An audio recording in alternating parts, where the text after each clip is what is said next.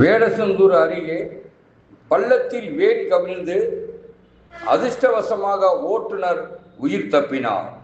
திண்டுக்கல் கரூர் தேசிய 4 வழிச்சாலையில் வேடசந்தூர் ஐயர்மடம் அருகே ஓசூரில் இருந்து திண்டுக்கல்லில் உள்ள டிவிஎஸ் இருசக்கர வாகன கிடங்கிற்கு உதிரி பாகங்களை ஏற்றி கொண்டு வந்த வடமாநில ஓட்டுநர் லலித் உதிரி பாகங்களை இறக்கி விட்டுவிட்டு மீண்டும் ஓசூர் நோக்கி மினி சரக்கு வாகனத்தில் சென்று கொண்டிருந்தார். அப்போது வேடசந்தூர் ஐயர்மடம் அருகே சென்றபோது திடீரென வேனின் டிரைவ் ஷாஃப்ட் கம்பி துண்டானது. இதனால் டிரைவரின் கட்டுப்பாட்டை இழந்த வேன் சாலையோர பள்ளத்தில் கவிழ்ந்தது. இந்த விபத்தில் ஓட்டுநர் லலித் அதிர்ஷ்டவசமாக காயங்கள் இன்றி உயிர் தப்பினார்.